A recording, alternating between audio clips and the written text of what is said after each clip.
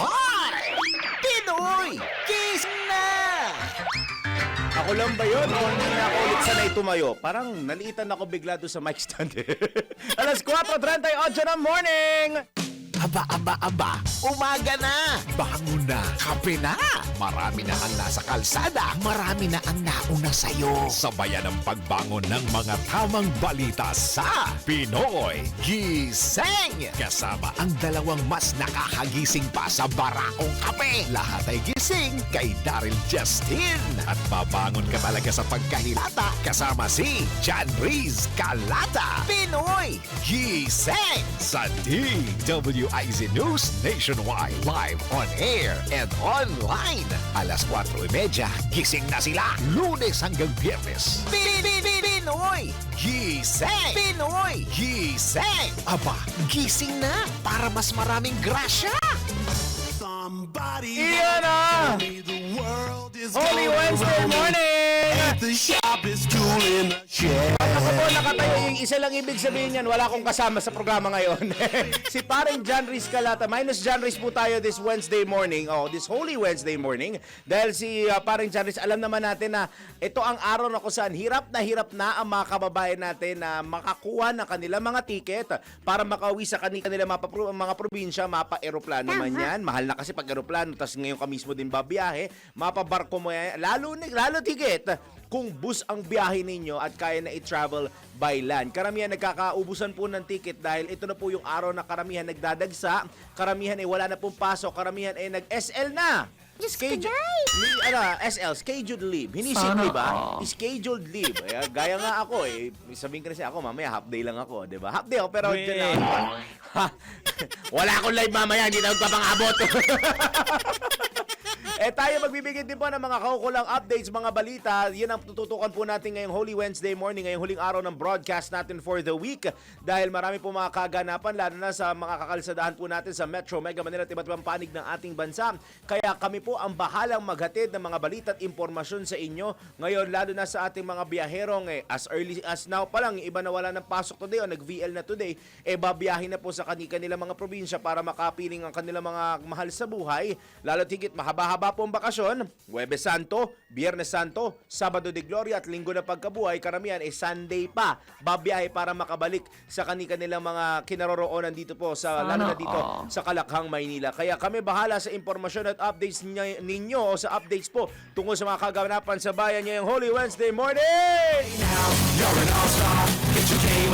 Isa pong magandang Monday to Wednesday nga, Daryl. Wednesday ka naman. Monday ka naman bigla. Magandang Wednesday morning, Luzon, Visayas, Mindanao, Pilipinas. Sumasa inyo na po ang inyong paboritong morning habit. Lalo na yung paboritong morning habit na nagko-comment kapon sa YouTube channel natin. Alam ni Paulo Mesa yon. Ito na po ang Pinoy Gising sa DWIZ at Radio Channel 23. Tuloy-tuloy na balitaan hanggang 6 in the morning. Ulitin ko po, minus John Riz Calata for today. Solo ride muna tayo. Ako po inyong lingkod hanggang 6 in the morning. Ako po, si Daryl Justin. Aba, gising na para mas maraming grasya. Pinoy Gising! Mga balitang gigising sa'yo sa Pinoy Gising Headlines.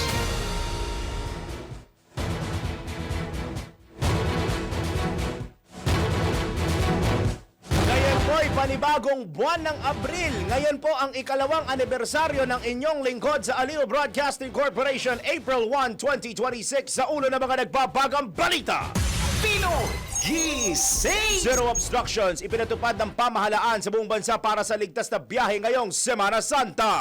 Pinoy Gising! Pangamba sa pagtaas ng presyo ng mga bilihin dulot ng serya na oil price hike, pinawi ng DA. Pinoy Gising! Singil sa mga pampublikong ospital, tiniyak ng DOH na hindi magtataas. Pinoy Gising! Sa ibayong dagat, Israeli Defense Minister Israel Katz nagbabalang wawasakin ang Lebanese villages bilang bahagi ng kanilang operasyon laban sa Hezbollah Group. Pinoy Gising! Sa sports campo ni People's Champion Manny Pacquiao, kinontra na exhibition ang rematch ni Floyd Mayweather Jr. sa September. Gising! Naningil ng service charge. Naningil po ng service charge ang self-service na establishmento. Alamin ang kaparusahan mamaya sa NBI. Nako, bawal ito! Gising! Totoo nga ba na ang maaaring tumangos ang ilong sa pamamagitan lamang po ng nose exercises? Mamaya, let's prove it! Gising! Nigerian President at Davao City Mayor Sebastian Baste Duterte, mayroon daw oil deal. Mamaya alamin natin kung fact or fake. Gising! At sa mundo ng showbiz, K-pop boy group na BTS muling bubuhayin ang kanilang online variety show na Run BTS matapos ang halos 3 taon. Lahat ay gising kay Daryl Justin at mabangon ka talaga sa pagkahilata kasama si John Riz Calata. Pinoy Gising!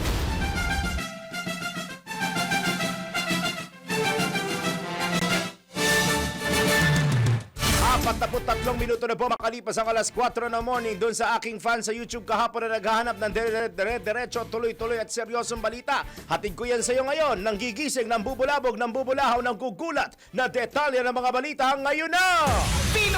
Gising! Ipatutupad ng pamahalaan ang zero obstruction sa mga pangunahing lansangan sa buong bansa upang masiguro na maayos, ligtas at mapayapa ang biyahe ng publiko ngayong Semana Santa. Partikular na tiniyak ng ilang ahensya ng gobyerno na walang magiging anumang sagabal sa mga expressways at highways mula Abril 2, Huwebes Santo hanggang Abril 3, Biyernes Santo. Ayon kay Transportation Secretary Giovanni Lopez, katuwang ang Department of Interior and Local Government o DILG, Philippine National Police Highway Patrol Group o PNP HPG at Land Transportation Franchising and Regulatory Board o LTFRB, magsisimula na silang magtanggal ng mga delikadong sasakyan na nakaparada sa mga highway mula bukas Abril o mula po ngayong araw na ito, April 1. Binigyang diin naman ni Public Works and Highway Secretary Vince Dizon na kailangan maibsan kahit paano ang hirap ng mga Pilipino ngayong marami ang babiyahe para sa Semana Santa sa gitna na rin ng tumataas na presyo ng langis. Samantala, makikipag-ugnayan naman sa PNP o ang PNP sa mga barangay para maiwasan ang mga disgrasya sa mga pampublikong lugar gaya ng mga paaralan.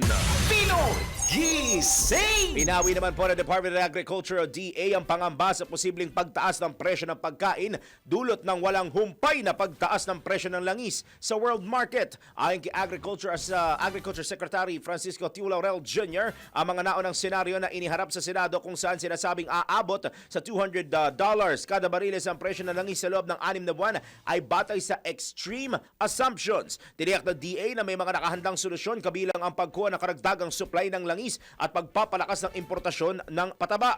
Tinitignan din ang paggamit ng organic fertilizers upang bawasan ang epekto ng mataas na presyo ng petrolyo. Sa ngayon po nananatiling matatag ang supply ng pagkain sa bansa habang may sapat na inventaryo ng baboy at mas mataas ang produksyon ng manok. Nagbabala naman ang DA laban sa hoarding at hindi makatarong ang pagtaas ng presyo. Gising! Alas 4:46 na po ng morning, parang Daniel, tanggap muna tayo ng isang report. DWIZ Patrol Report! Mga aabuso sa presyo na bilihin ngayon, nasa krisis ang bansa, tiniyak na makakasuhan ng profiteering. Report mula kay Patrol 19, Celi Ortega Bueno. Maharap sa kasong profiteering ang sinumang magsasamantala sa kinakaharap na krisis ng bansa sa pamamagitan ng pagbibenta ng overpriced na mga produkto. Ito ang naging babalaan ni Senate Committee on Agriculture and Food Chairman Senator Kiko Pangilinan, makarangigit na masusing binabantayan ng Department of Agriculture at Department of Trade and Industry ang presyo ng mga bilihin tulad ng mga produktong agrikultura sa mga lokal na pamilihan. Narito ang bahagi ng payag ni Senator Pangilinan. May mga batas tayo kontra sa profiteering at ang dapat may isagawa at tiniyak natin na ito ay tututukan natin na ang Department of Agriculture kasama ang DTI ay minomonitor ang mga presyo sa palengke, presyo ng mga bilihin at sampahan ng kasong profiteering ang mga ito. Kung makikita na hindi makatarungan at hindi tama yung pagtaas masyado ng presyo ng bilihin. Sa meeting ng Agri-Agra team kahapon, sinabi ni Pangilinan na kanilang tinalakay ang status ng mga pangunahing bilihin sa bansa tulad ng asukal, sibuyas, baboy, manok, itlog, isda at bigas. Gayun din tinalakay ang usapin sa paggamit ng biofertilizers, debt moratorium, price monitoring at warehouse congestion. Ito sa Patrol 19, Sally Ortega Bueno para sa impilang metodong lakas sa DWIC. Nagbabalita ng tama, naglilingkod ng tama. Samantala, AirAsia magpapatuloy sa paglipad, 1 bilyong utang sa kaap na bayaran na ang kalahati. Detalye, Patrol 45, Raul Esperas. Kinumpirma ng Civil Aviation Authority of the Philippines na nakipagpulong na ang AirAsia, ang budget airline na may utang na 1 bilyong piso. Sangayon sa mga sources sa CAP, ang kalahati sa 1 bilyong pisong utang ay naisettle na ng AirAsia at nakikipag-negosasyon pa para sa terms o sa staggered payment ng nalalabing kalahati sa 1 bilyong piso. Gayunpaman, ang AirAsia naman ay tiniyak na magsisilbi sa lahat ng mga manlalakbay at walang dapat ipangamba ang mga biyahe sa iba't ibang bahagi ng mundo, gayon din sa mga probinsya ngayong panahon ng Semana Santa dahil magpapatuloy ang kanilang operasyon. Raul Esperas, Patrol 45, nagbabalik ng tama, naglilingkod ng tama, Simpira Metodo Lakas, DWIC. Kapag may bagong balita, naka-on air, agad-agad, DWIC Patrol Report. Yan po ang unang bugso ng ating balitaan ngayong Holy Wednesday morning, primero sa buwan ng Abril 2026. Diyan lamang po kayo, Philippine Standard Time! Hi! Pinoy! Gising na! Wakey, pero ang government work from home. 11 minuto bago mag alas 5 ng morning, iba pa mga balita sa pagbabalik ng Pinoy Gising! That time check was brought to you by Bingo Plus. Bingo sa saya, plus sa panalo. Gaming is for 21 years old and above only. Game responsibly, keep it fun. Aba, gising na para mas maraming grasya. Pinoy Gising! Lahat ay gising kay Daryl Justin at mabangon ka talaga sa pagkahilata kasama si John Riz Calata. Pinoy Gising! Pinoy Gising! Tuloy-tuloy po mga balita natin sa Pinoy Gising sa oras po na alas 4:53 ng morning. Parang Daniel, tanggap tayo ng ulat mula sa ating Metro Patrol. Metro Patrol reports! Mahigit 300 TODA members sa lungsod ng San Jose del Monte bibigyan ng tulong ng pamahalang lungsod mula Bulacan. Report mula kay Kuyang Louie Angeles. Kuyang Louie, good morning! Yes, good morning. Patuloy sa pag-arangkada ang tindahan ni Maria on the go ni Mayor Rida Robles sa mga katoda mula sa District 1. Hatid ang sariwa at mga pangunahing pangangailangan sa araw-araw, kapalit ng 5 pisong pambayad ng mga TODA drivers. Higit sa 300 na katoda mula sa mga ruta ng Barangay San Manuel, Bulacan, Ciudad Real, Pleasant Hill Subdivision, at Father Horacio de la Costa Port ang matutulungan ng programa upang umagapay sa mga San Joseñong tricycle driver ngayong panahon ng krisis sa langis. Patuloy pa rin ang pag-ikot ng tindahan ni Maria on the go sa iba pang mga barangay at iba pang mga TODA terminals sa lungsod ng San Jose del Monte. Ito'y hanggat hindi nasa sa ayos at bumababa ang presyo ng mga langis o ng gasolina, ay ipagpapatuloy ng pamahalaang lungsod ng San Jose del Monte ang tulong para sa pamilya ng mga tricycle driver. Mula rin sa Bulacan Metro Patrol ULS para sa Metodo Lakas, DWIC, pabalita ng tama, naglilingkod ng tama. Pinoy Gising! Ngayon naman, ronda tayo sa probinsya. Ronda Probinsya! Lalaki, kinarit sa leeg ng kainuman sa Quezon, patay. Detalye mula kay Kuyang Arman Cambe. Dead on the spot ang isang 60 anyos na senior citizen matapos laslasin na ang leg nito ng kanyang nakainuman sa barangay Lutukan, Mauban, Quezon kahapon ng umaga. Kinilalang biktima si Alias Domeng, may asawa at residente na nabagit na lugar. Nakatakas naman ng suspect na nakilalang si Alias Terong, nakasalukuyan tinutugis ng mga tauhan ng Mauban Police Station. Ayon sa investigasyon ng mga otoridad, nagkaroon umano ng mainit ng pagtatalo ang biktima at ang suspect habang may nagiinuman kamakaluan ng hapon sa bahay ng biktima. Ayon sa mga nakasaksi, kahapon ng umaga, bumalik umano ang suspect na may dalang karit at naabutan itong natutulog ang biktima. Dito na umano binunot sa baywang ng suspect ang dalang nitong karit at nilaslas ang leg ng matanda na siya nitong ikinamatay. Makatapos ang krimen, mabilis at tumakas ang suspect na siya ngayon pinaghahanap ng kapulisan. Arman Cambe mula Calabarzon, nagulat pa si Pila May Todo Lakas, DWIC, nagbabalita ng tama, naglilingkod ng tama. Gising! Ngayon naman, dakuha natin ang ating NBI kung may naniningil po ng service charge. Naniningil na service charge yung self-service na establishment. Alam mo, sakto lang na pangungurakot yan kasi wala naman nangyayari. Yung LPI ba natin, pare ko, ay available ba dyan? Kasi kung hindi available, pagagalitan ko yung kumokopya.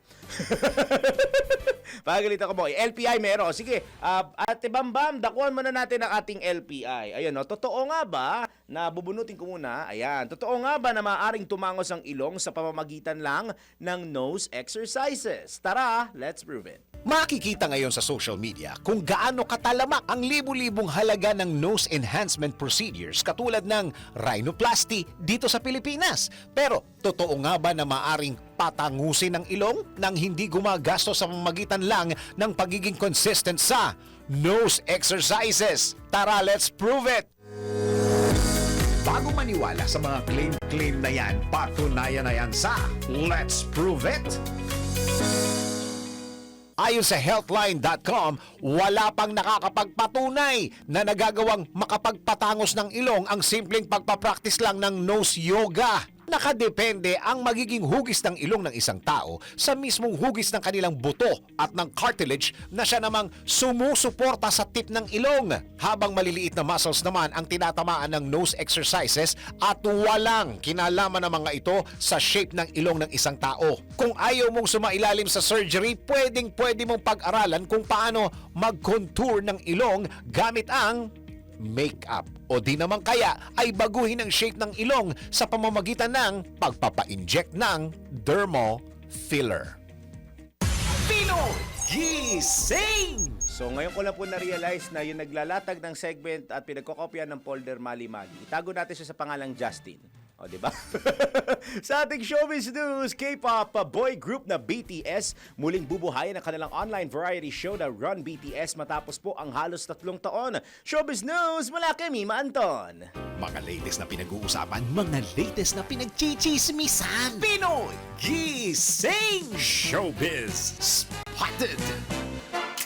Para sa aking balitang showbiz, magbabalik na ang sikat na K-pop boy group na BTS sa kanilang online variety show na Run BTS matapos ang halos 3 taon. Ayon sa inilabas na teaser, muling magsasama-sama ang 7 members para sa isang mas bago at mas updated na version ng programa na tinawag na Run BTS 2.0.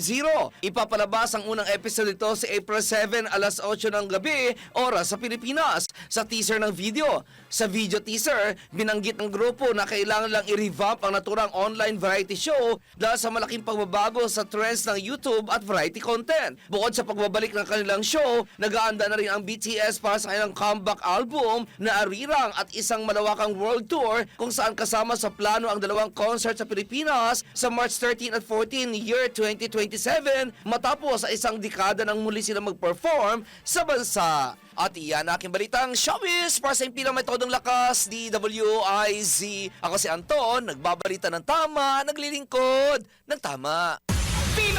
Gising! Hoy, ang aga-aga, in punto alas 5 na po ng morning, isang oras na tuloy-tuloy na balitaan. Susunod na. Aba, umaga na! Bangon na! Kape na! Marami na ang nasa kalsada, marami na ang nauna sa'yo. Sabayan ang pagbangon ng mga tamang balita sa Pinoy Gising! Kasama ang dalawang mas nakakagising pa sa barakong kape. Lahat ay gising kay Daryl Justin. At babangon ka talaga sa pagkahilata kasama si John Riz Calata. Pinoy Gising! Sa DWIZ News Nationwide. Live on air and online. Alas 4:30, gising na sila. Lunes hanggang Biyernes. Pinoy Gising! Pinoy Gising! Aba, gising na para mas maraming grasya! Lahat ay gising kay Daryl Justin. At babangon ka talaga sa pagkahilata kasama si John Riz Calata. Pinoy Gising! Mga balitang gigising sa'yo sa Pinoy Gising Headlines.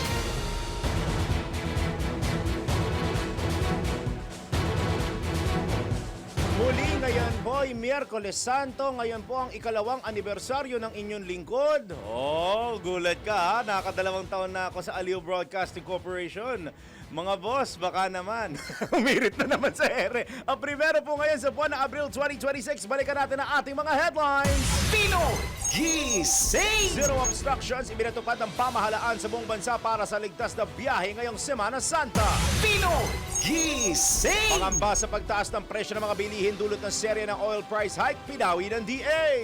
Pinoy Gising! Singil sa mga pampublikong ospital, tiniyak ng DOH na hindi magtataas. Pinoy Gising! Sa ibayong dagat, pagwasak ng mga Lebanese community sa Israeli border, ibinabala ng Israel. Pinoy Gising! Sa sports camp ni People's Champ Manny Pacquiao, kinontra na exhibition ang rematch nila ni Floyd Mayweather Jr. sa September.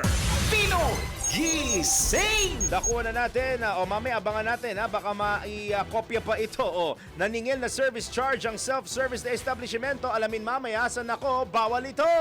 Pinoy Gising! Nigerian President at Davao City Mayor Sebastian Baste Duterte, mayroon daw oil deal. Mamaya alamin natin kung fact or fake.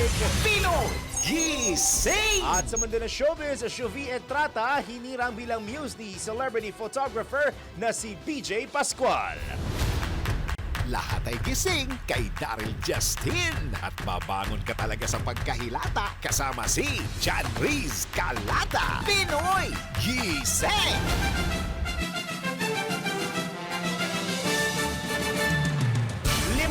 Limang minuto na po makalipas ang alas 5 na magandang Holy Wednesday morning! Good morning po ulit sa lahat na nakikinig sa atin via DWIZ News FM regional stations at sa mga naghahanap po sa atin sa YouTube. Naka-live po tayo ngayon sa YouTube channel po muna ng Aliw Channel 23. Balikan na natin ang iba pang detalye ng mga balita.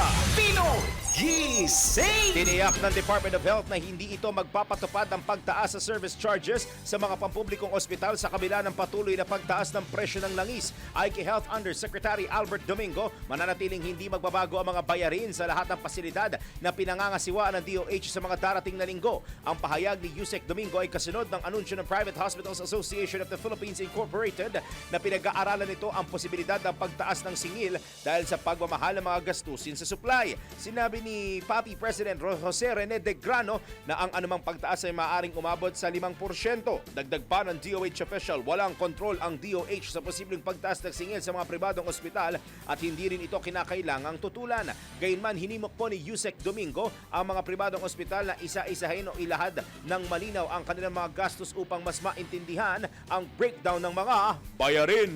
Pinoy Gising! Sa iba pa natin mga balita sa oras na ito, kinumpirma po ni Toll Regulatory Board o TRB spokesman Julius Corpus na nananatiling normal ang daloy ng trapiko sa labas ng Metro Manila sa mga unang araw ng Semana Santa. Inaasahan niya ang posibleng magsimulang dumagsa ang mga sasakyan palabas ng Maynila ngayong araw po, Miyerkules Santo hanggang bukas, Huwebes Santo. Sa kabila nito, tiniyak ng tagapagsalita na naka-heightened alert pa rin ang kanilang himpilan. No, up to this point in time, wala pa po tayong namomonitor na dagsa ng traffic palabas ng Metro Manila na gaya ng ating inaasahan. At may nagsasabi nga po at ibang toll operators also are anticipating na hindi po siguro kasing dami ng mga dating Semana Santa ang posibleng maglakbay itong mga parating na araw. Ganun pa man ay hindi po kami magpapabaya. Ang mga toll operators at ang aming tanggapan ay lubos pa rin po ang paghahanda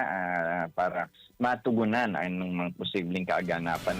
Samantala, sinabi naman ni Spokesman Corpus na pag-aaralan pa nila kung i-extend ang toll discounts para sa mga truck at pampublikong sasakyan sa mga susunod na buwan. Unang ano po ito na pag-usapan dito is that it will be up to May 22 initially for 2 months. No? But subject to review po yan. No? Subject to review kung kailangan pa bang i-extend or what. Depende po siguro sa sitwasyon natin at that time.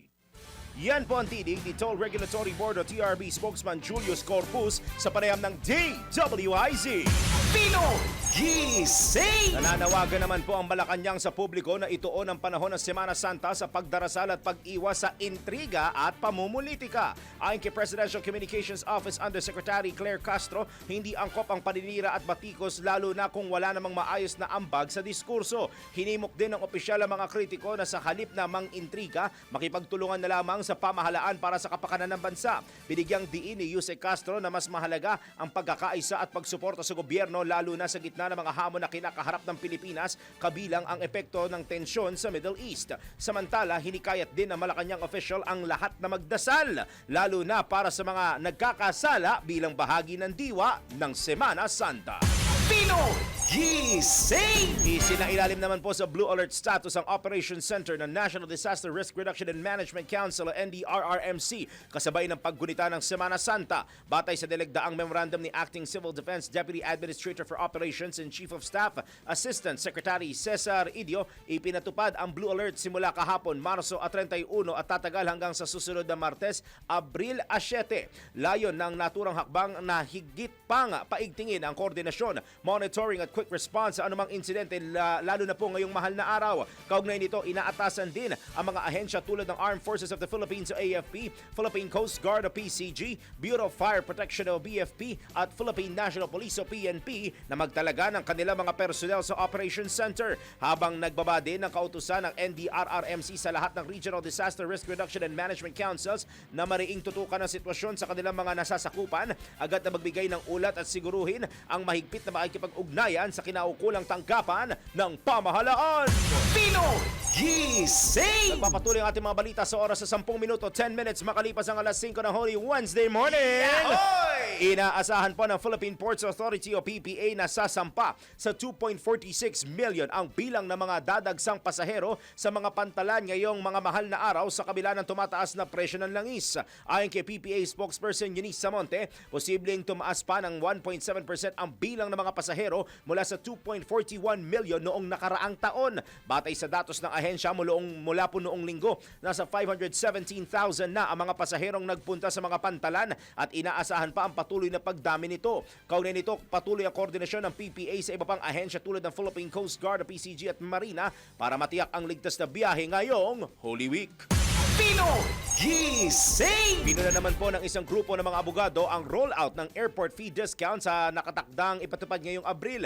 Kasunod nito ng anunsyo ng Department of Transportation o DOTR na tatapyasan ang singil sa passenger service at airport navigation sa 42 airport sa ilalim ng Civil Aviation Authority of the Philippines o CAAP. Giit ng grupo, 80%, 80% ng mga biyahero ang hindi makikinabang sa mga nasabing diskwento dahil pinangangasiwaan na ng isang pribadong kumpanya ang Ninoy Aquino International Airport o NAIA. Magugunitang na ilipat ang pamamahala ng NAIA sa New NAIA Infracorp sa pamamagitan ng isang concession agreement.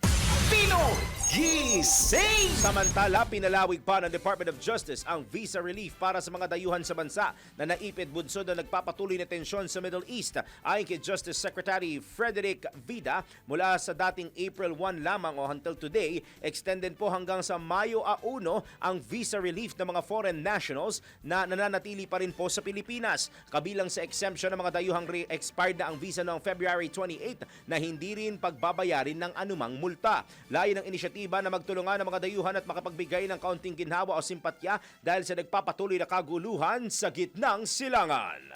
Pino Gising! Pinangangambahan ni Senator Amy Marcos ang posibleng pagsiklap ng panibagong krisis sa agrikultura. Ito ay dahil sa patuloy na pagtaas ng presyo at nanganganib na pagkakakapos sa supply ng abono na posibleng maging dahilan naman ng pagbagsak ng produksyon at pagtaas ng presyo ng bigas. Dahil dito kinistyo ni Senator Marcos ang patuloy pa ring pagdedepende sa mga imported fertilizers kahit na may sarili namang solusyon ang bansa na dapat ay pinalalakas. Partikular na tinutukoy ng mambabatas ang itinutulak na biofertilizer noong 2023 bilang praktikal na paraan para mapababa ang gastos sa produksyon at maabot ang 20 pesos kada kilong bigas. Giit ng senadora, may mga pumipigil pa anya mula sa Department of Agriculture o DA at sa Kongreso dahil ayaw nilang mawala ang malalaking importer ng abono na sanay sa bilyong-bilyong pondo.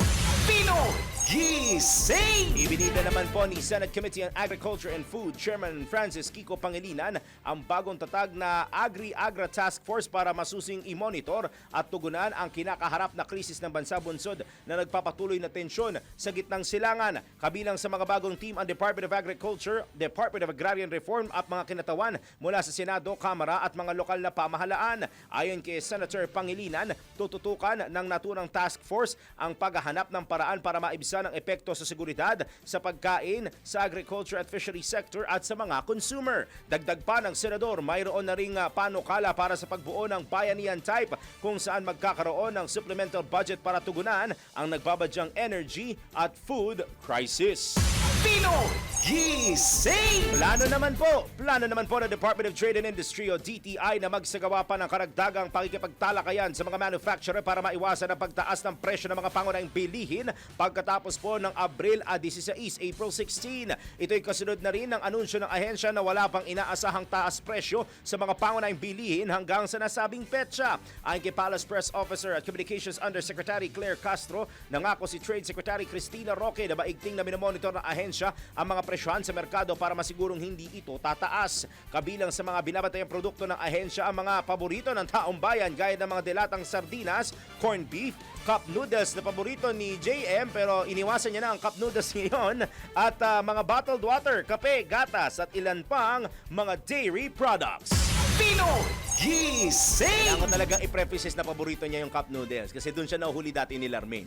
Samantala sa iba pang mga balita, mas makakaapekto sa hapagkainan at hindi sa gasolinahan ang nagpapatuloy na krisis sa gitnang silangan. Ito ang iginiit ni Philippine Institute for Development Studies Senior Researcher Fellow Adoracion Navarro sa gitna ng walang prenong pagsirit ng krudo sa pandaigdigang merkado. Ayon kay Navarro, matapos maramdaman ang pangunahing epekto ng sigolot sa Middle East sa pamamagitan ng napakalaking dagdag presyo sa langis, namumuro naman po ang pagtaas sa presyo ng pagkain dahil na rin sa pagkadepende ng mga ito sa mga langis. Batay sa 2021 na datos ng Philippine Statistics Authority, mahigit 60% ng kinikita ng mga mahihirap na Pilipino ang napupunta sa pagkain at kung ito anya ang pagbabatayan, pinakamabigat na krus na pasanin po ito ng mga maralita. Dahil dito, nananawagan si Navarro na tutukan ng ilang sektor na labis na nangangailangan, lalo na mga mahihirap upang maiwasan ang pagkahikahos ng mga ito.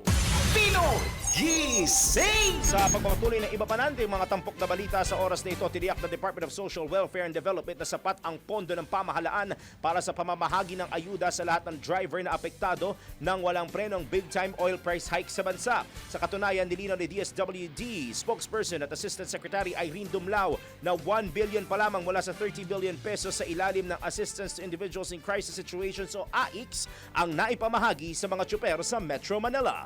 Meron po tayong pondo, sapat naman po ito. Ang in-earmark natin from our total fund of assistance to individuals in crisis situation ay 30 billion pesos and so far, ang nai-release na natin dito sa Kamaynilaan ay more than 1.2 billion pesos. So, tingin na po naman po natin sapat pa itong pondo para matulungan naman ibang drivers outside Metro Manila.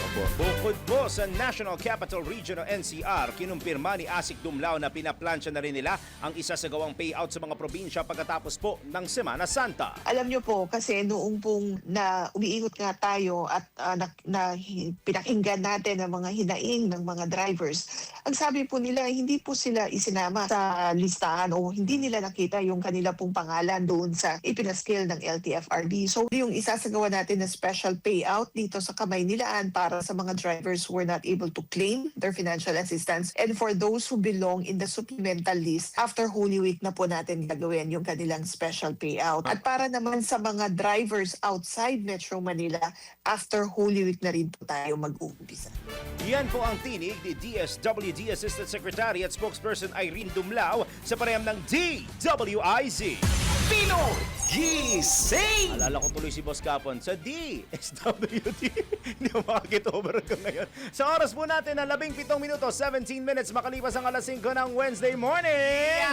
Alamin na po natin ang magiging lagay ng ating panahon. Pinakahuli, pinaka-latest, pinaka-napapanahon. Whether we like it or not, ito ang magiging DWIZ Weather Report. Mula po sa Pag-asa Weather Forecasting Center, nasa linya po natin ang kanilang weather specialist na si Miss Chanel Dominguez. Miss Chanel, magandang Wednesday morning po. Magandang Wednesday morning din po sa inyo at magandang Wednesday morning din po sa mga taga-subaybay po natin para sa ating weather update. Asahan po natin magpapatuloy ang mainit at maalinsangan na panahon, mababa ang tsansa ng mga pag-ulan. Kung meron lang po, isolated rain showers lamang po ito. Okay, mapanandali ang buhos ng pag-ulan sa hapon at sa gabi dulot ng mga localized thunderstorm. Inaasahan po natin yung Holy Week po natin ay magiging mainit at maalinsangan po ang panahon natin. Kaya pinapaalalahanan po natin yung mga kababayan po natin na may activities this Holy Week ay mag-ingat po tayo sa init po ng panahon. Forecast po natin sa heat index ngayong araw dito sa Metro Manila ay 34 to 35 degrees Celsius at ang posible natin pinakamataas na maitala ay 45 degrees Celsius. Dito ito sa may Birac, Catanduanes. Yan po muna latest dito sa Pag-asa Weather Forecasting Center. Chanel Dominguez po, magandang umaga. Magandang umaga at thank you ko kay Miss Chanel Dominguez na ang Pag-asa. Pinakahuli, pinaka-latest, pinaka-napapanahon. Whether we like it or not, DWIZ Weather Report. Pino Gising! Sa pagpapatuloy natin ngayon, paring Wenner, tanggap na tayo ng sunod-sunod na mga reports. Agarang pagtugon ng Pangulo sa kanyang panawagan ikinalugod ni Senator Gatchalian. Detalye, Patrol 19, Celio Ortega Bueno. Pinasalamatan ni Senator Sherwin Gatchalian si Pangulong Bongbong Marcos Jr. at team nito sa pagiging bukas sa paggamit ng diplomatikong paraan para makakuha ng supply ng langis ang bansa sa gitna ng patuloy na tensyon sa Middle East. Ayon kay Gatchalian, dapat talagang gamitin ng pamahalaan lahat ng posibleng option o available na options para malampasan natin ang krisis sa langis dulot ng Middle East conflict. Una rito inutusan ni Pangulong Marcos si Foreign Affairs Secretary Teresa Lazaro para makipagnegosasyon sa ambassador ng Iran sa Manila na si Youssef Ismail Sadeh para matiyak ang ligtas na pagdaan sa Strait of Hormuz ng oil tanker patungong Pilipinas. Ang utos na ito ng Pangulo ay matapos sa naging panawagan ni Senator Gatchalian sa Administrasyong Marcos na magsagawa ng high-level talks sa Iran para sa ligtas na pagdaan sa Strait of Hormuz ng oil tanker na magde-deliver ng langis sa bansa. Ikinalugod ni Senator Gatchalian ang agarang tugon at pag-aksyon ng Pangulo sa kanyang panawagan. Ito sa Patrol 19, Celio Ortega Bueno para sa impilang metodong lakas sa DWIZ. Nagbabalita ng tama, naglilingkod ng tama. Pino Gising! Dako tayo sa paliparan. 38.7 million pesos na halaga ng droga na sabat ng customs. Diyan nga po sa paliparan. Detalye mula kay Patrol 45, Raul Esperas. Pinangunahan ni Customs Commissioner Ariel Nepomuceno ang pagprepresenta sa mga mamahayag ng tinatayang 38.7 milyong pisong halaga ng droga na naharang ng Bureau of Customs sa paliparan. Sa report ni Customs District Collector Attorney Yasmin Mapa ang mga kargamento ay galing sa iba't ibang mga lugar sa ibang bansa at ito ay nasabat simula January hanggang March taong kasalukuyan.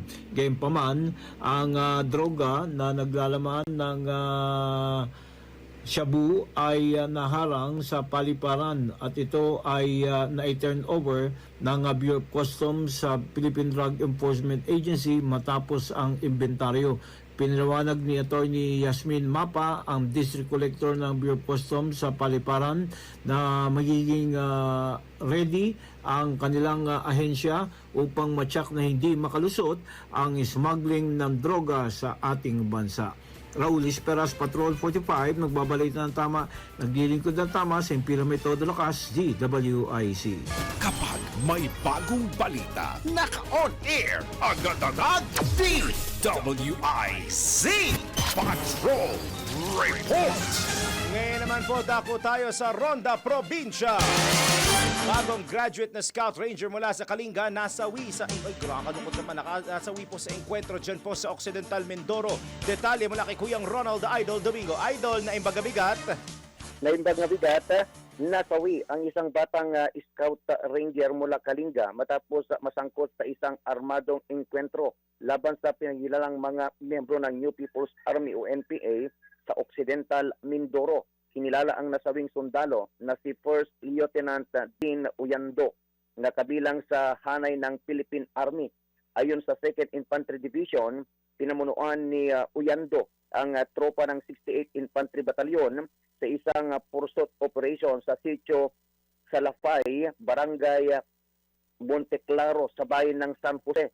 Habang isinigawa ang operasyon, nakasagupa ng kanilang grupo ang tinatayang 15 miyembro ng New People's Army at nauwi ito sa mahigit 20 minutong palitan ng putok.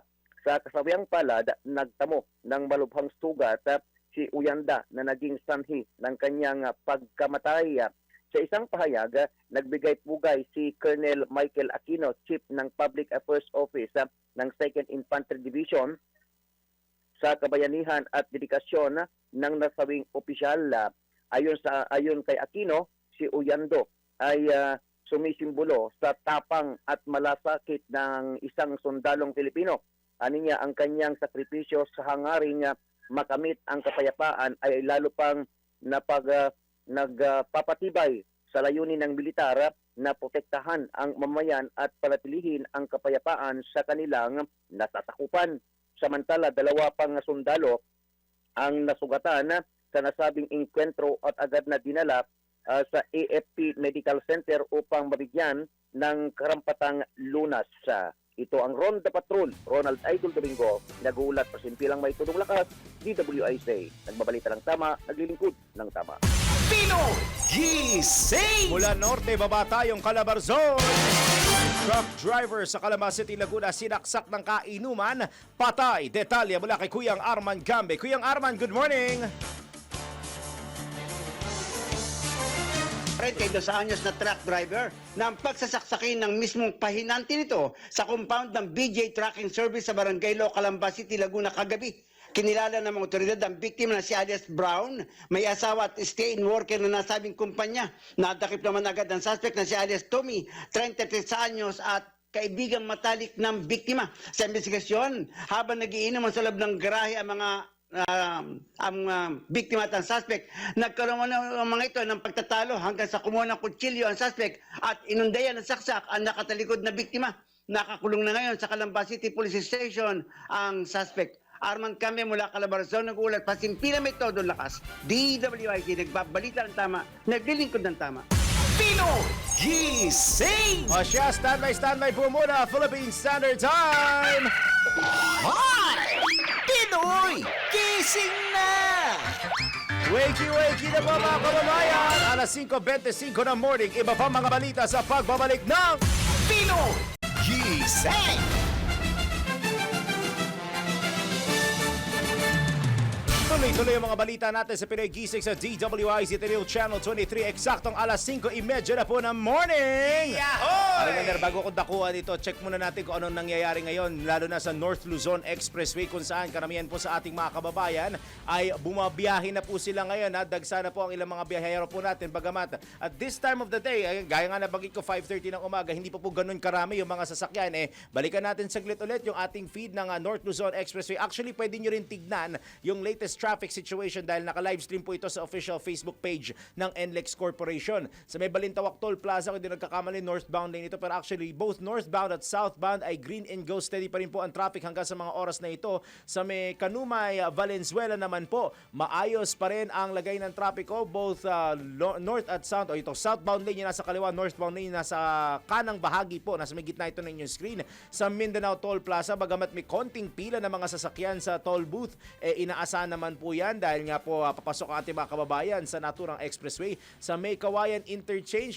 tama ba yung nakikita ko? May aksidente ngayon dyan. Ayun, no, parang may aksidente ata, no? Para may ina-assistihan ngayon na aksidente. Kaya may bahagyang pagbigat ang dali ng trapiko dyan po sa may Kawayan Interchange. Habang sa Bukawi Toll Plaza, both lanes naman po, northbound, southbound, ay maayos, smooth and steady. Maging sa San Fernando area dyan po sa may Pampanga, both northbound at southbound ay green and go hanggang sa mga oras na ito. Manatili po nakatutok sa ating himpilan sa radyo, telebisyon at online para sa mga latest updates, lalo na po sa usaping pagbiyahe ngayong Semana Santa. Pinoy Gising! Samantala, mahigit 200,000 o 250,000 POV driver na sa Metro Manila ang nakatanggap po ng tig 5,000 pesos na cash aid mula sa pamahalaan. Sa pinakahuling datos ng Department of Social Welfare and Development, katumbas ito ng mahigit 1.28 billion pesos na pondong naipamahagi sa ilalim ng Assistance to Individuals in Crisis Situations o AICS program. Ayon kay DSWD spokesperson at Assistant Secretary Irene Dumlao, kabilang sa mga nakatanggap ay mga tricycle driver, delivery rider, TNVS drivers, jeepney drivers at motorcycle taxi riders.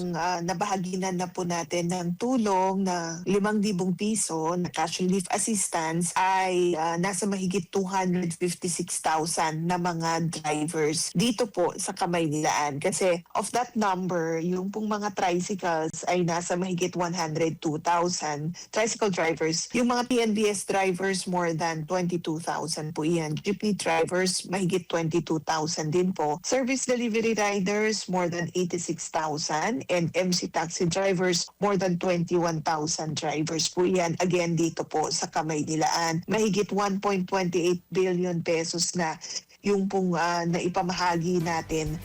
Samantala, kinumpirma ni Asik Dumlao na pinag-aaralan na rin nila ang posibleng pamamahagi ng ayuda sa mga part-time drivers. Kwento nga sa amin ng ilang mga drivers, sa isang sasakyan ay maaring 3 o 2 po sila na nagmamaneho, nagsasalitan sila.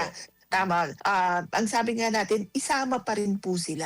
Kasi po, sila ay naghahanap buhay din naman po. And sila ay namamasada rin and apektado nga po ng patuloy na pagtaas ng presyo ng petrolyo. So yun po yung sabi natin dun sa kanila pong mga asosasyon, sa kanilang mga grupo, isama nyo po sila.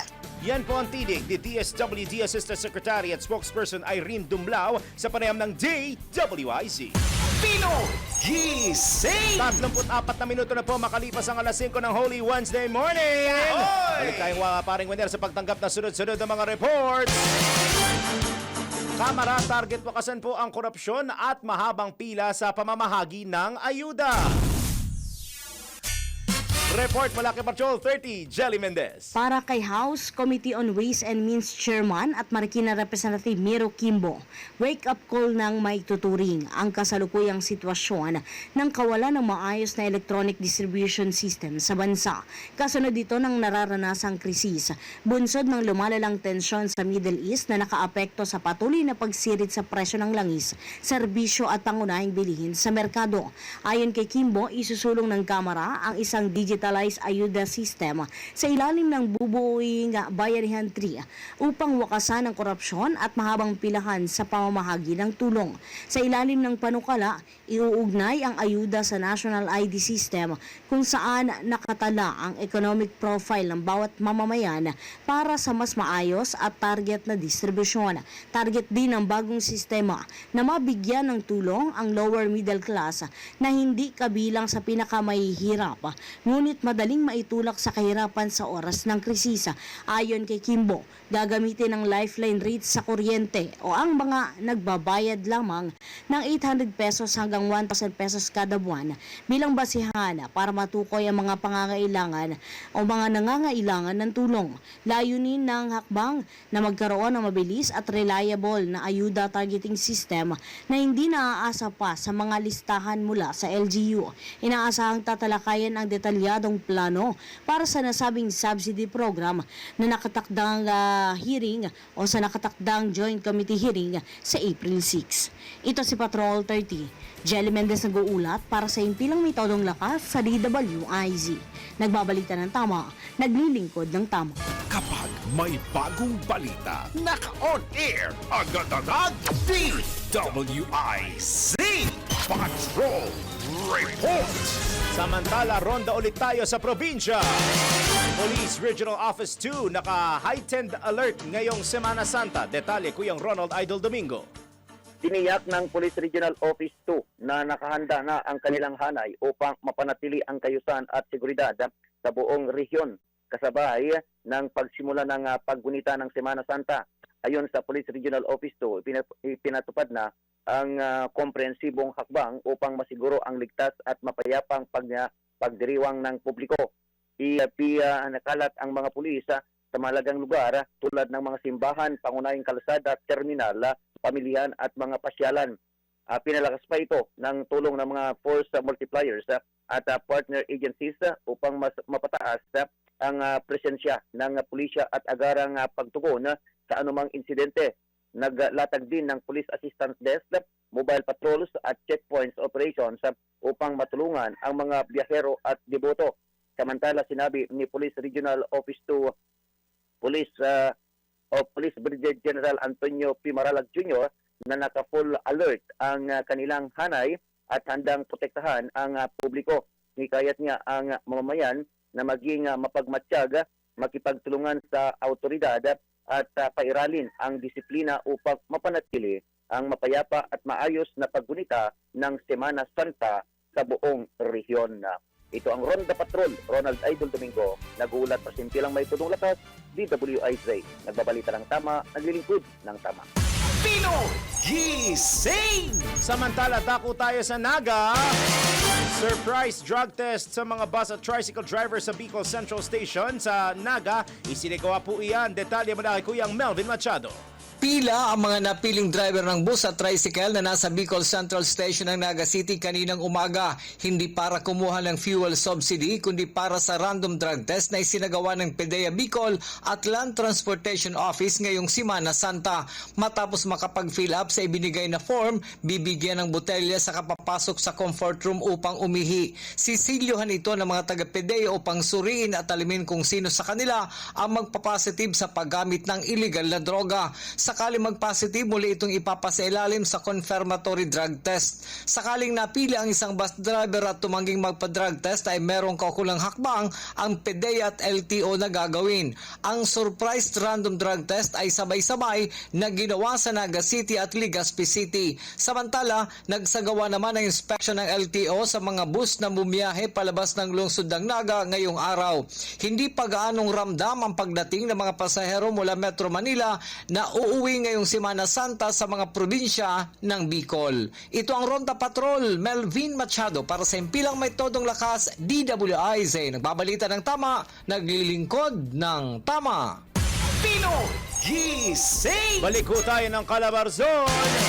Mga tricycle drivers sa Laguna humihiling ng dagdag pasahe dahil sa mataas na presyo ng gasolina. Nagbabalik Kuyang Arman Cambe.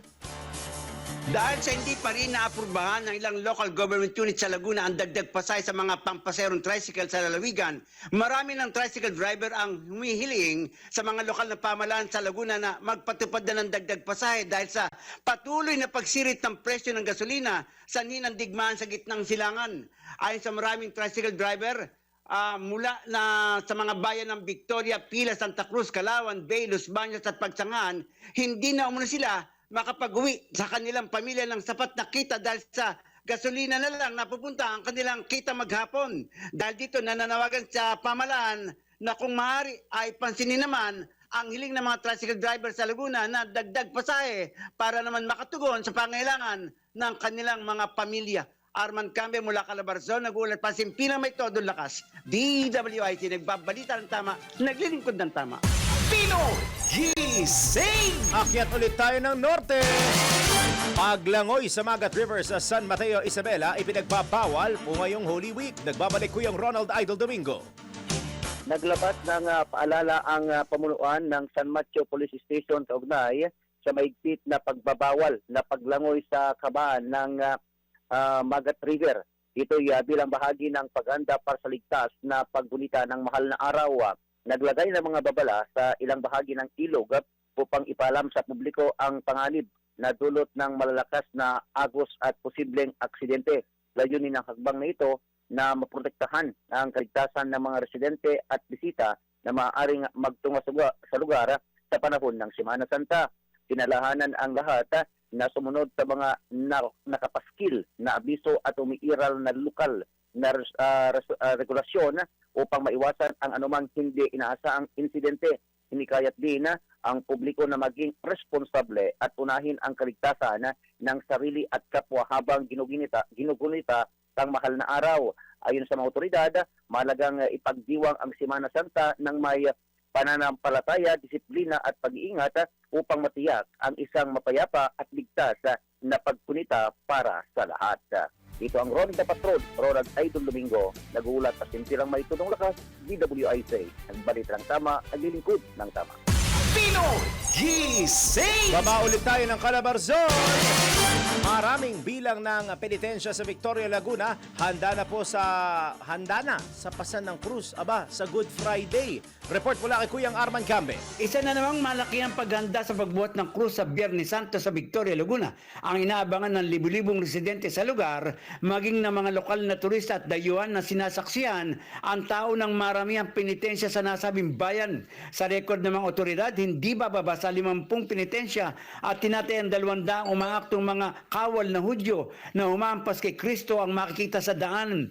Sa mga nagdaang pagdaraos ng ganitong uri ng pamamanata, inaabisuhan ng otoridad na huwag gumanap sa nasabing tradisyon ang mga lasing o yung nakainom ng alak at mga kabataan na walang hambas kung gampanan ang paghampas sa may dala ng krus. Sa kultura at tradisyon ng Katolisismo, ang paraan ng pagbuhat sa krus tuwing Biyernes Santo ay isang pagpapakita ng sakripisyo sa buhay, paghingi ng kapatawaran sa mga nagawang kasalanan at paghiling na makawala sa mga pinagdaraan ng problema sa buhay. Arman Cambe mula Calabarzon, nag-uulat pa simpila may todo lakas.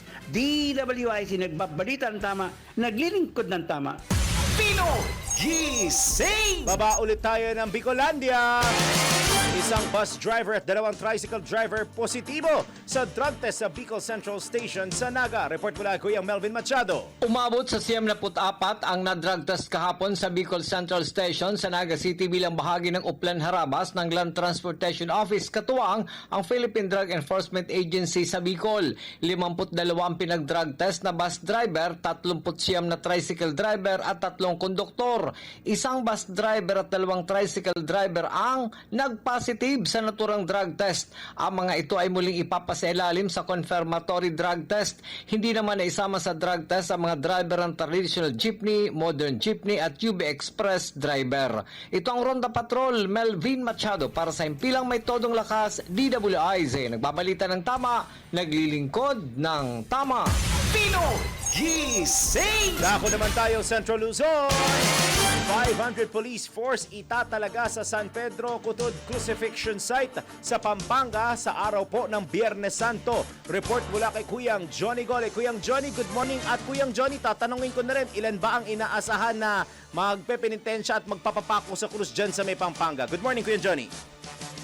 Yes, doon sa nakakuha natin impormasyon na kahapon na meron na daw 5 na nagpatala, no? Pero open pa naman daw yung listahan hanggang mamaya baka meron pang dagdag kasi nung nakaraan merong siyam na nagpatala nung nakaraang taon pero umatras daw ata yung dalawa kaya pito yung nagpapako.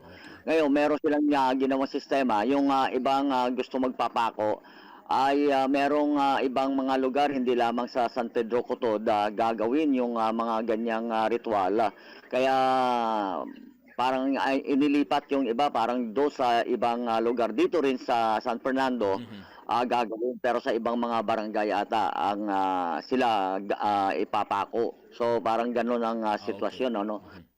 So sa ngayon, itong pinaka-latest, may 500 pulis na raw.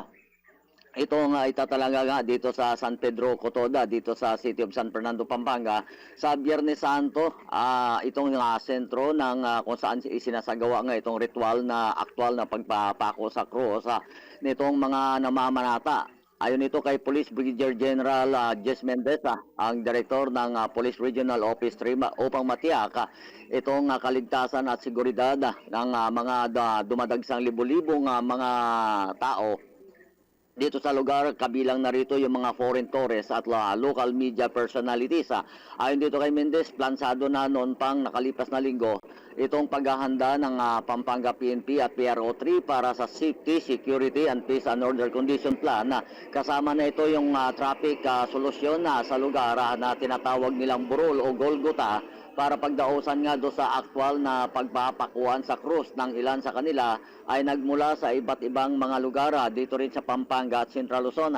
Ayon dito kay Mendez, bukas ay magtatayo na ng command post at Police Public Assistance Desk itong Pampanga PNP at City of San Fernando Police Station sa lugar. Kasama nitong kasama ang mga tauhan mula sa Bureau of Fire Protection, City Health Office at may kasamang IDIC at City Disaster Risk Reduction and Management Office. Samantala, abala rin itong City Traffic Management Office at mga Barangay Police Force katulong itong mga civic organization sa pagmamantina sa daloy ng trapiko dahil sarado sa mga motorista itong Barangay Main Road patungo do sa pagdadausan ng pagpapakuan sa krus. Bibigyan naman ng sarili nilang espasyo itong mga foreign at local media na magko-cover nga dito sa event kung saan tinatayang mahigit sa 200,000 katao ang inaasahang manonood dito sa nasabing ritual ng mga namamanata. Magsisimula ang ritual 1:00 hanggang 3:00 ng hapon hanggang do sa oras ng pagpapako sa cross nitong mga namamanata. Ayon dito kay General Mendez, dahil itinuturing na isang sagrado itong gawaing ito, panawagan nila sa mga dadalo na sumunod sa mga ipinairal na patakaran ng organizer sa Sinakulo. Bago ang nasabing oras, bibigyan daan muna itong mga nagpepenitensya na naglalakad pasan-pasan ang wooden cross patungo do sa Pangapabasa Center habang hinahampas ng kanilang mga kasamahan ang kanilang likod hanggang sa sumagana nga itong pagdaloy ng dugo sa pamamagitan ng tinatawag nilang portelyo. So itong patpat ng maliliit na pinagdikit-dikit na kawayan sa gitna ng matinding sikat ng araw. Karamihan sa mga ito ay walang suot na damit at nagagawa pa nilang dumapa sa sementadong daan na sa ilalim din ng tirik na araw. Walang ibinigay na pahayag dito ang simbahang Katoliko dahil bunga raw ito ng debosyon at pananampalataya ng isang tao na naniniwala dahil sa paghihirap nila sa kanilang sarili ay mapapatawad sila ng Panginoong Diyos sa kanilang mga nagawang kasalanan. So yan muna yung update buhat dito sa City of San Fernando, Pampanga. Ito si Central Luzon Patrol, Johnny Gole para sa Intilang Metodo Lakas. DWI, nagbabalita ng tama, naglilingkod ng tama. Pinoy Gising! O siya, standby muna, Philippine Standard Time! Hoy! Pinoy Gising na! Bangon na po, bangon, wakey, wakey. Alas 5:49 ng morning, iba pa mga balita sa pagbabalik ng... Aba, gising na para mas maraming grasya. Pinoy Gising!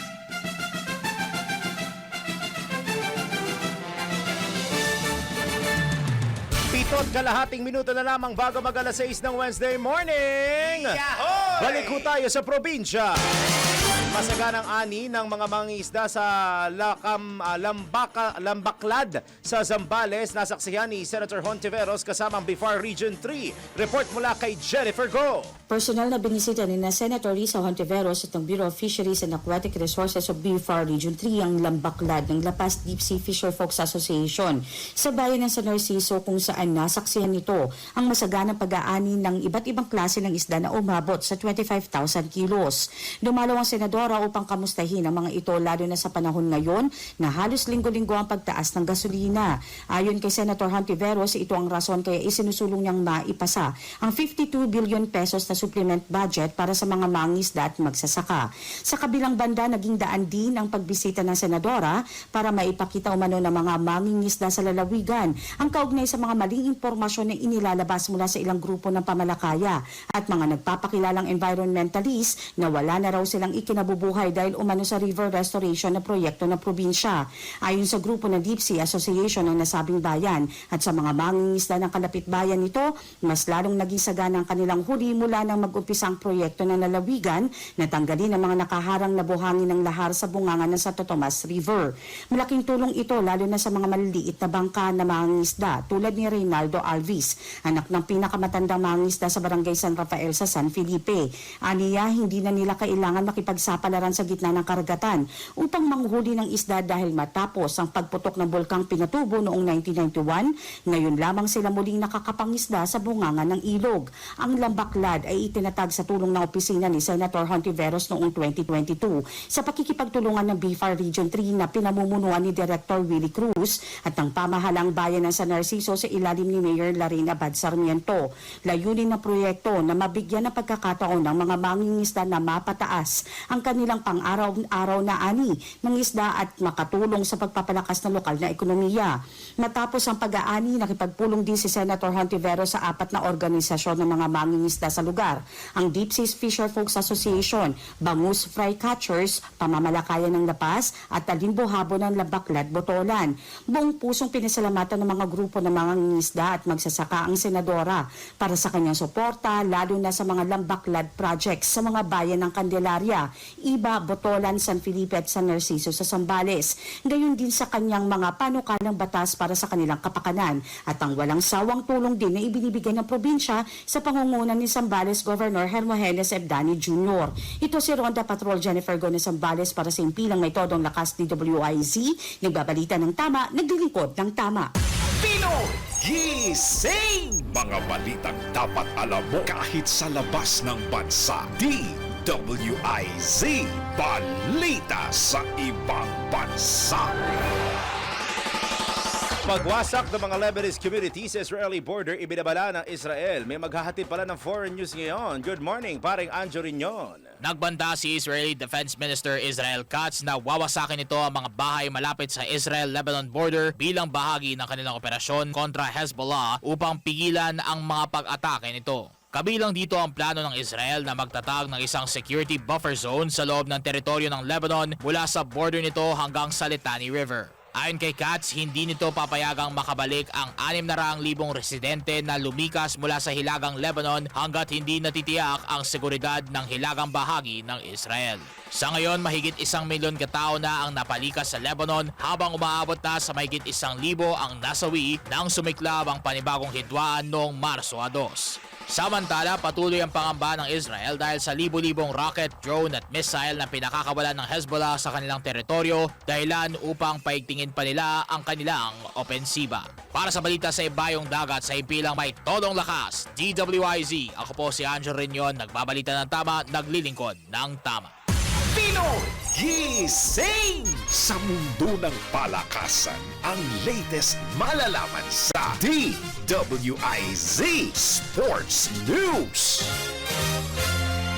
Kampo ni People's Champ Manny Pacquiao kinontra na exhibition lang daw ang rematch nila ni Floyd Mayweather Jr. sa September. Sports News, good morning, Miss Rhea Balmedina. Magandang umaga, Daryl. Kinontra ng kampo ni People's Champion Manny Pacquiao ang kamakailang pahayag ng Amerikanong boksingero na si Floyd Mayweather Jr. na magiging exhibition ang kanilang laban na nakatakda sa huling bahagi ng taong ito. Ayon sa kampo ni Pacquiao, isang opisyal na laban ang kanilang napagkasunduan. Taliwas sa naging pahayag ni Mayweather na ito'y exhibition milyon lamang. Iginiit rin ni MP Promotion CEO Jas Martur na may kontrata para sa isang official fight at hindi exhibition dahil anya hindi interesado si Pacquiao sa laban na hindi maitatala sa kanyang professional records. Matatandaang inanunsyo ng Netflix na muling magkakaroon ng rematch ang dalawang boxing legends sa ika-19 ng Setyembre na posibleng ganapin sa The Sphere sa Las Vegas. Gayunman, nananatiling matibay ang paninindigan ni Pacquiao na dapat ito maging isang opisyal na laban lalo't hangad niyang makabawi matapos ang kanilang unang laban taong 2015. Ito ang News Sports. Ako si Rebel Medina, nagbabalita ng tama, naglilingkod ng tama.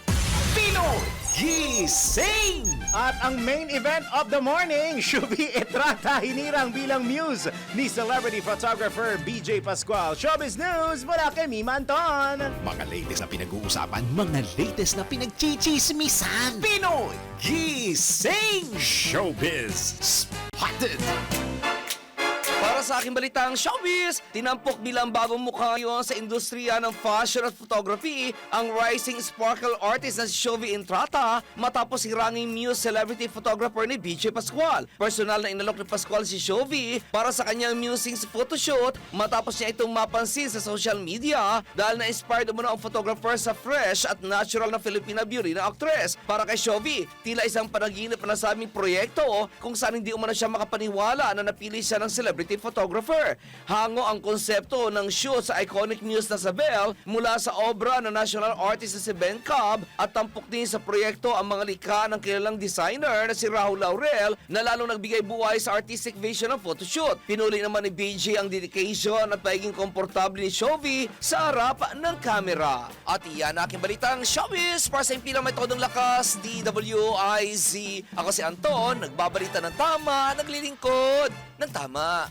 Pinoy Gising! Bago po tayo pansamantala magpaalam, may paabiso lang po tayo bilang pakikiisa ng Alio Broadcasting Corporation sa paguditan ng mga mahal na araw. Pansamantalang hindi mapapakinggan at mapapanood ng DWIZ News Nationwide, DWIZ News FM Regional Stations, Home Radio 97.9, DWIZ News TV at Alio Channel 23. Sign off po kami mula Huwebes Santo, April 2 hanggang Sabado de Gloria, April 4. Magpapatuloy po ang aming regular programming sa Easter Sunday, April 5 sa ganap na alas 5 ng umaga. Hangad po namin ang mapayapa, tahimik at makabuluhang paggunita ng Semana Santa. At bago tayo magpaalam, tayo po ay magpatama. Quote for today, ang tunay na tagumpay, tahimik pero ramdam ng lahat. Yan na po ang kalipunan na makinapok natin sa Pinoy Gising on a Wednesday morning. Kita-kits po tayo sa darating na Monday. And at the same time, paalala po ang coding ay hanggang mamayang alas 12 lamang po ng tanghali sa numerong 5 and 6. Ako po inyong lingkod, Darryl Justin, till Monday. Nagbabalita ng tama, naglilingkod ng tama. Susunod na po, Pasada Balita. Kasama sila Kuyang 3-5, Johnny Bañez at Drew Nasino.